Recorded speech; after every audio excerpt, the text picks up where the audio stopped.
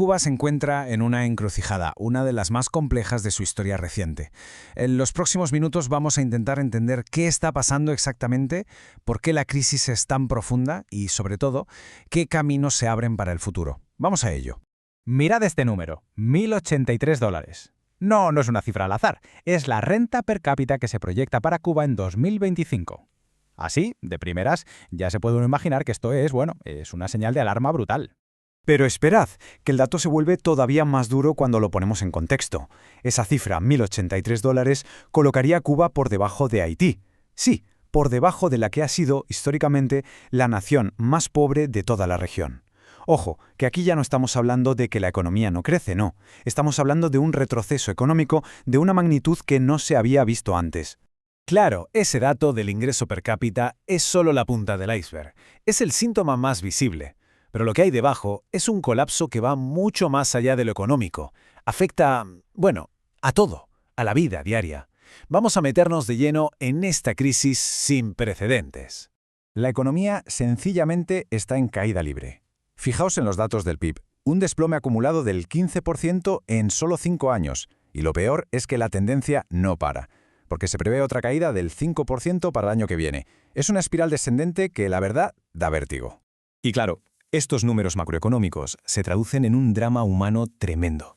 Imaginaos, el sueldo del Estado apenas da para cubrir el 30% de lo más básico. Esto ha provocado que 1,5 millones de personas se hayan ido del país en los últimos 5 años. 1,5 millones. Y servicios que antes eran un orgullo, como la sanidad, se están debilitando.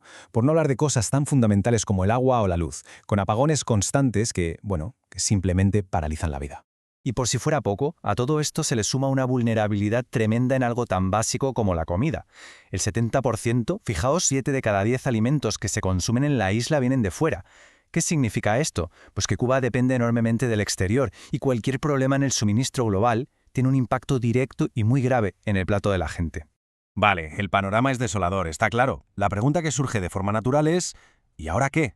¿Hay salida? Vamos a dejar de lado el diagnóstico por un momento para centrarnos en los posibles futuros, en los 3 grandes caminos que se plantean para Cuba.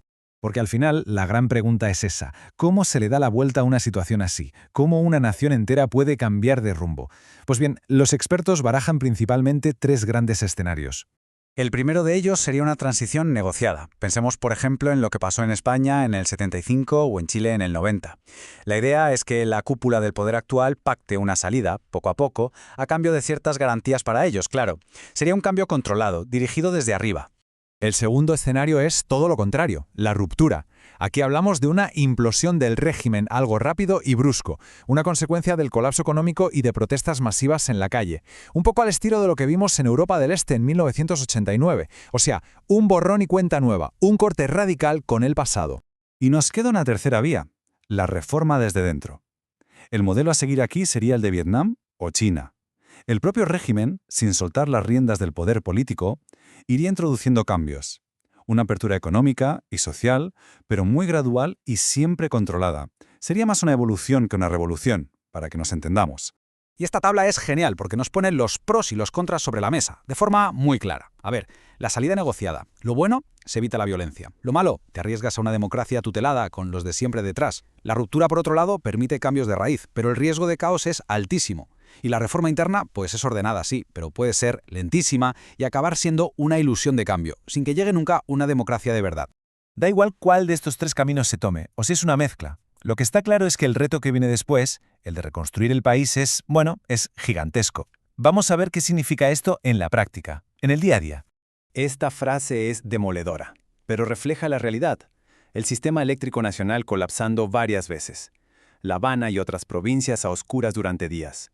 Es que esto ya no es una anécdota, es el símbolo más claro del colapso de las infraestructuras del país. El nivel de deterioro es brutal. Y arreglar esto no es fácil, claro. Requiere un plan de choque.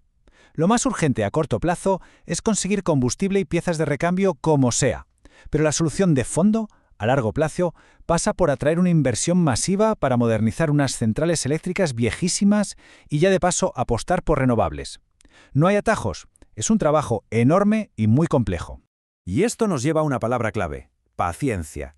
Porque una transición de este calibre no es cosa de un día para otro. Fijaos en los plazos que manejan los expertos. Los 2 primeros años solo para gestionar la emergencia, la ayuda humanitaria. Luego, entre 2 y 5 años para reformas de calado. Y para consolidar la democracia y modernizar el país de verdad, podríamos estar hablando de hasta 15 años. Es un proyecto de generación. Pero este camino no solo es largo, también está lleno de obstáculos. Hay muchísimos actores implicados, cada uno con sus propios intereses, y hay riesgos muy serios que podrían mandar todo al traste. ¿Quiénes son estos actores y a qué peligros se enfrenta la transición? Vamos a verlo. Esto es como una partida de ajedrez con muchísimos jugadores.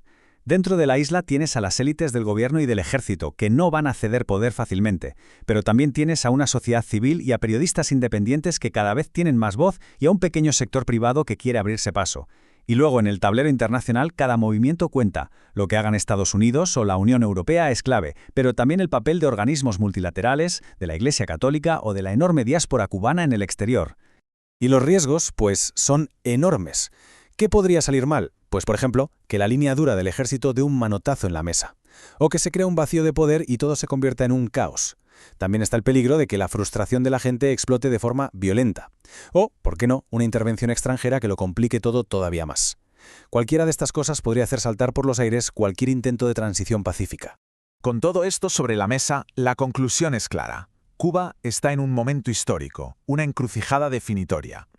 Pero es una encrucijada llena de peligros, y desde luego no hay ninguna garantía sobre cuál será el resultado final. El futuro de Cuba no está escrito en ningún sitio. No hay un destino predeterminado. Lo que pase dependerá de lo que hagan los propios cubanos, los de dentro y los de fuera.